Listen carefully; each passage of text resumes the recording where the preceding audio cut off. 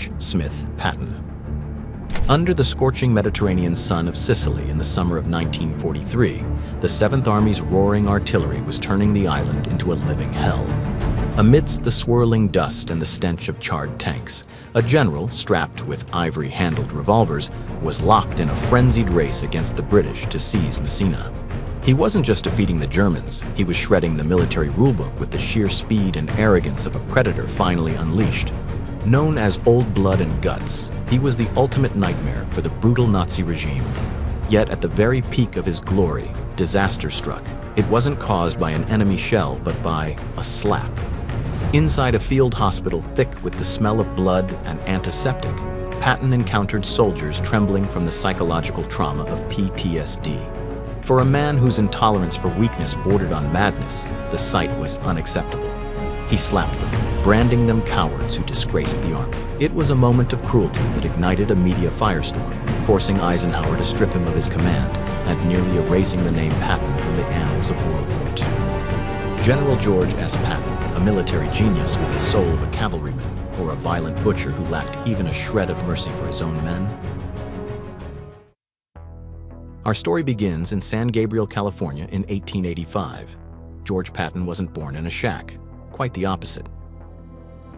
He was a bona fide rich kid, born with a silver spoon in his mouth and raised in the lap of luxury by an aristocratic family with a storied military lineage.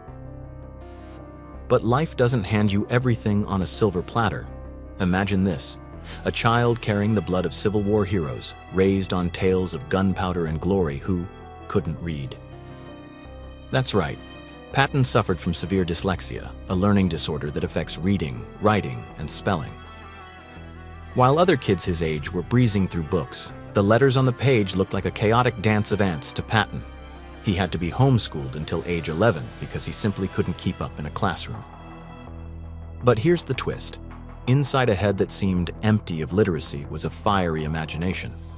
Patton couldn't read books, but he had memorized the battles of Hannibal, Caesar, and Napoleon through his father's storytelling. He was obsessed with military history, idolized ancient generals, and firmly believed he shared a spiritual connection with his fallen ancestors. See the paradox? A boy who struggled to write his own name was dreaming of past life battles and commanding vast armies. At that time, Patton was like a sword rusting in its scabbard. If he didn't sharpen himself, he'd end up as nothing more than a useless socialite. His burning desire to prove himself led him to the Virginia Military Institute, VMI, and later to West Point, the cathedral of the American military career. But in reality, glory wasn't that easy to come by. His dyslexia tripped him up once again, causing him to fail mathematics in his first year. Put yourself in his shoes, a legacy student and a self-proclaimed reincarnated warrior forced to repeat his freshman year alongside his juniors. It was a humiliating black mark on the record of this future great general, but Patton didn't quit. He worked day and night, using a monster-like sense of discipline to compensate for his neurological hurdles. He rode horses until his legs went numb and practiced fencing until his hands were calloused. Finally, in 1909, he managed to cross the finish line and graduate as a second lieutenant in the cavalry. He wasn't the valedictorian, but he emerged from that forge of humiliation with a will of steel. His personal life took a major turn in 1910 when he married Beatrice Banning Eyre, the daughter of an industrial tycoon. She became his lifelong supporter, and they eventually had 2 daughters and a son. In 1912, Patton represented the United States at the Stockholm Olympics in the modern pentathlon. This event was designed specifically for cavalry officers, consisting of shooting, fencing, swimming, riding, and running. Patton performed brilliantly in every event, except shooting. He used a large-caliber service revolver, while his competitors used specialized target pistols. He fired with precision, but the judges claimed he missed a shot entirely. Patton was livid. He insisted he hadn't missed. Rather, he argued he was so accurate that his second bullet had passed perfectly through the hole left by the first. Unsurprisingly, the judges didn't buy it, and Patton finished in 5th place. But that stubborn, uncompromising streak foreshadowed his future command style, a man who would ignore the world to believe in himself and his own truth. After studying fencing in France, he designed the M1913 cavalry saber, famously known as the Patton sword, and became the Army's youngest, master of the sword. In 1916, Patton joined the Pancho Villa expedition in Mexico under General Pershing. This was where his true grit surfaced. Instead of hunting the enemy on horseback like a traditional officer, Patton did something insane for the time. He strapped machine guns to dodge touring cars and charged straight into the enemy stronghold. He personally shot down Villa's head of bodyguards, Julio Cardenas, and later notched his ivory-handled revolvers to mark the kill. Patton was promoted to captain and caught the eye of the top brass. Picture the scene: a young officer standing by a blood-stained car, pipe in mouth, eyes burning with glory.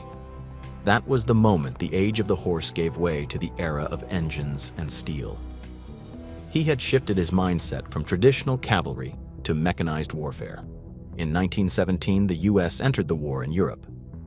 Patton went to France and was tasked with establishing the first American tank corps. Back then, tanks were temperamental new machines, often dismissed by old-school cavalry officers. To Patton, however, tanks were the iron horses of the future. He drove them himself, repaired the treads himself, founded a tank school for American doughboys, and established a training regimen that was extreme to the point of obsession. During the Battle of San Miguel, he didn't hide in a command bunker. He stood right on the tank turret, charging to the front lines amidst a rain of bullets to rally his men. Later, during the Meuse-Argonne offensive, Patton was severely wounded in the thigh while recklessly leading infantry against enemy fire. Even then, he refused to be evacuated by medics until he had finished reporting the battlefield situation. That wasn't just arrogance anymore, it was a fanatical devotion to glory. Rumors swirled about his superstitions and his belief that destiny had spared him for a greater purpose. It's a fascinating contrast: a general fighting on a modern physical battlefield while fueled by a mystical belief in the invisible. By the end of 1918, the boy who couldn't read had become a hero, decorated with the Distinguished Service Cross. He had proven that noble birth might give you a fine name, but only blood and sweat earn you a place in history. Patton's life was, in many ways, a war against himself. But I'm still wondering about that mysterious bullet at the Olympics. Do you believe the judges, or do you believe Patton's mad confidence? That he was so good he put 2 bullets through the same hole. After World War I ended, Patton returned to the States as a hero. But for him, glory was an addictive drug. Without it, he went into withdrawal. He became a fierce advocate for the development of tank warfare. However, the U.S. Army at the time was slashing budgets, and the tank corps he had painstakingly built was disbanded and absorbed into the infantry.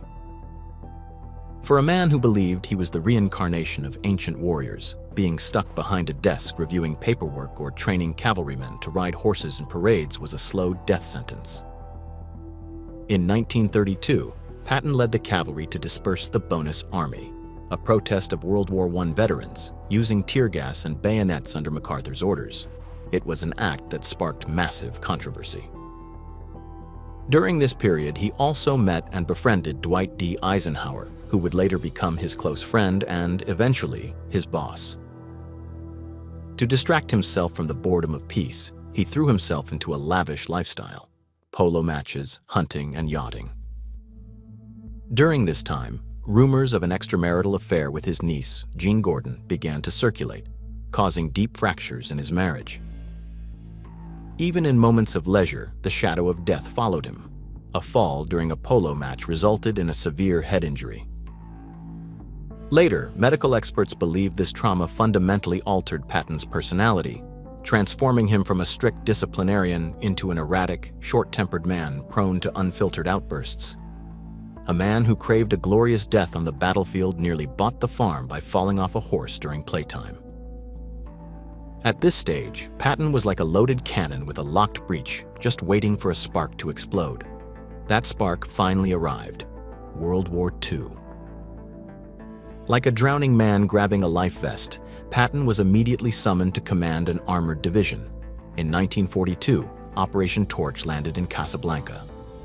The American army was still green and inexperienced, and they were soon humiliated at Kasserine Pass in North Africa. The troops were disorganized, their morale was shattered, and their discipline was non-existent. Eisenhower threw Patton into the fray to take over Second Corps. This was where he quickly proved his tactical genius. Patton imposed a discipline so ironclad it was bordering on cruel. He ordered all officers to undergo 10 days of continuous training and demanded total adherence to regulations. He issued heavy fines for anyone caught without a helmet or failing to maintain hygiene, all in an effort to resurrect the Army's spirit. He swore like a sailor and roared across the desert in open-top jeeps, his ivory-handled revolvers glinting at his hips. He moved constantly among the men, exhaling fire into their souls. The nickname, Old Blood and Guts, was born here. It was a title he despised, yet his soldiers embraced it. Interestingly, Patton also had a softer side. He composed 2 volumes of poetry, which he ordered not to be published until after his death. He was also a deeply religious man who sang in church and knew the Episcopal morning prayer by heart. The results of his brutal training were undeniable. By 1943, Patton had forged a chaotic mob into a legendary war machine, crushing the Germans at the Battle of El Gueter and defeating the legendary Afrika Korps in just a few months. He hadn't just beaten the Germans, he had conquered the fear in the hearts of American soldiers. Following the success in North Africa, Patton set his sights on Sicily. Commanding the 7th Army, his ego ballooned to its absolute limit. He turned the campaign into a personal race against the British General Montgomery to see who could take Messina first. Ignoring orders, he drove his troops at a breakneck pace through treacherous mountains and seized Palermo in a lightning strike. Ultimately, George S. Patton and his 7th Army rolled into Messina hours before Montgomery's 8th Army, winning the race to Messina and completing the Allied conquest of Sicily. But at the height of this brilliant victory, the monster within Patton emerged, creating the darkest stain on his career. While viewed as one of the greatest American generals of the war, Patton was also its most controversial figure.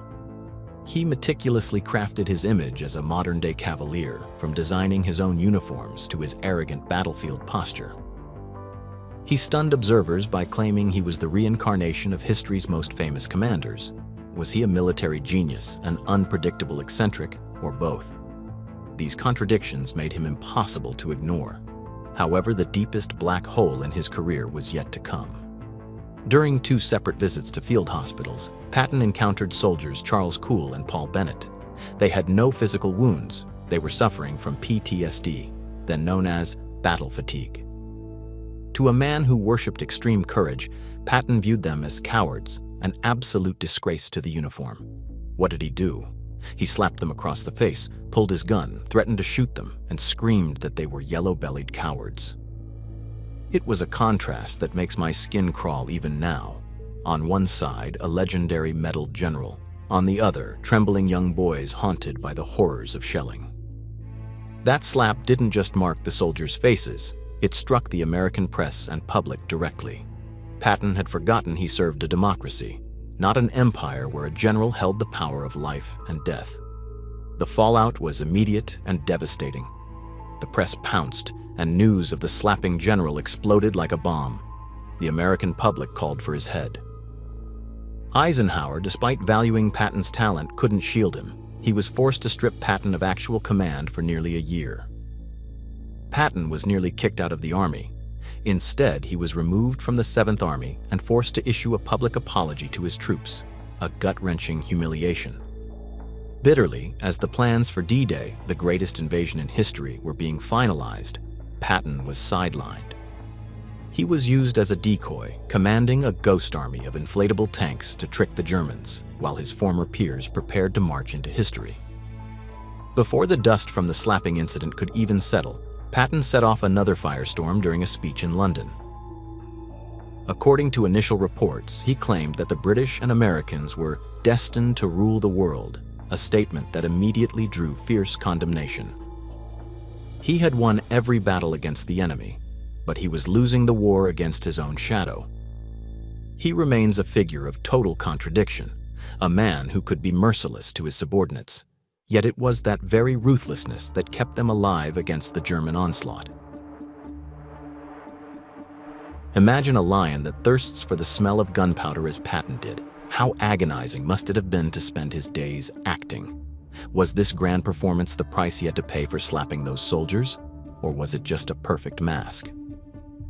The Nazi high command respected Patton more than any other Allied general, viewing him as the ultimate wild card on the battlefield. Throughout the first half of 1944, while his comrades prepared to storm the beaches of Normandy, Patton was forced to stay in England as a decoy for Operation Fortitude. He commanded a ghost army, a legion of inflatable rubber tanks and plywood trucks. The goal was to trick the Germans into believing that Patton, the general Hitler feared most, would land at Pas-de-Calais. He played the part of the outcast brilliantly. He fumed, he swore, and he appeared in the most unexpected places to serve as bait. But deep down, the heart of a warrior was bleeding. He watched old friends like Bradley and Eisenhower march into the history books on D-Day while he sat surrounded by rubber decoys, terrified the war would end without his contribution. All the while, he was secretly and aggressively training the Third Army. This period revealed a rare side of him: patience. Patton didn't snap or defy orders. He learned to suppress his massive ego for the sake of a monumental strategic gamble. If you're still watching at this point, I know you're a true history buff. Most people drop off in the first 5 minutes. Thank you for your patience. Don't forget to subscribe to the channel so we can continue exploring the dramatic stories of legendary generals together. Finally, the chains snapped. As the invasion of Western Europe expanded, Eisenhower realized he couldn't find a general as gifted as Patton, and he was once again handed a vital command.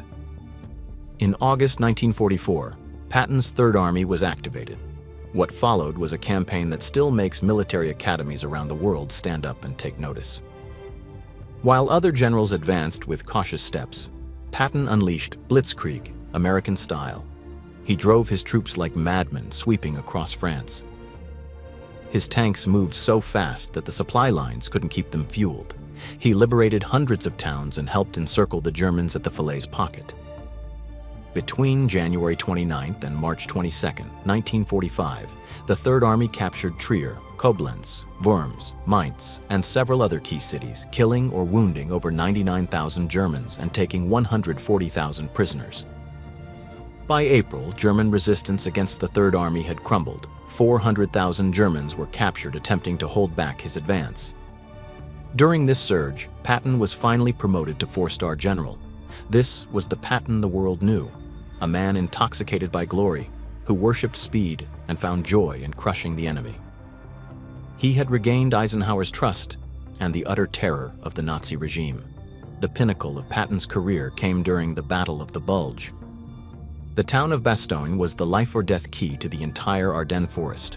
If the Germans took Bastogne, they would control the vital crossroads of the region, opening a path to strike deep into the north. In a desperate counteroffensive, the Germans surrounded the U.S. 101st Airborne Division in the town. Surrounded, freezing, and running out of food and ammunition under constant shelling, the American soldiers were facing a slow death in the snow. In an emergency meeting with Eisenhower, other generals remained silent or shook their heads at the impossible conditions. Patton stood up and promised to pivot an entire army 90 degrees in just 48 hours to launch a rescue. In such a high-stakes meeting, the claims seemed delusional to some. But the veteran general played a bold, unprecedented card, ordering the Third Army to pivot its entire axis of attack.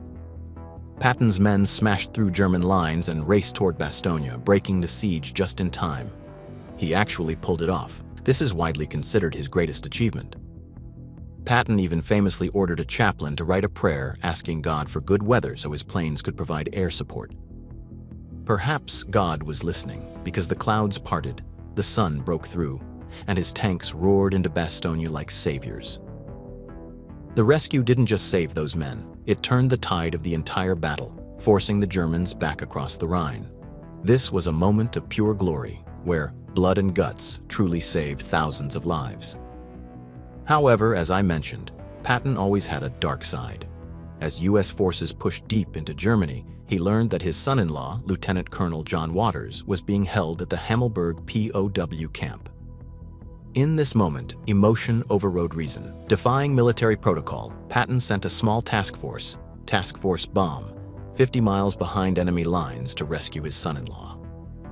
It was a disastrous decision. The mission was a total failure. The unit was swarmed by German forces. Nearly the entire task force was killed or captured, and his son-in-law was seriously wounded in the process. 32 Americans died and 247 were wounded, missing, or captured. Only 35 men made it back. It remains the biggest stain on his tactical record, a case where personal feelings cost soldiers their lives. Even in failure, some argue the raid distracted the Germans, but the cost was high. It was proof that Patton sometimes still acted like a medieval knight, valuing personal honor over the big picture. The war ended. Patton did things in typical Patton fashion. He famously urinated into the Rhine River to insult the Germans. He liberated concentration camps and forced German civilians to walk through them to witness the Nazi atrocities firsthand. By the time the war ended, Patton's Third Army had fought for 281 days, crossed 24 major rivers, and liberated 81,000 square miles of territory. Patton once declared, "Compared to war, all other forms of human endeavor shrink to insignificance.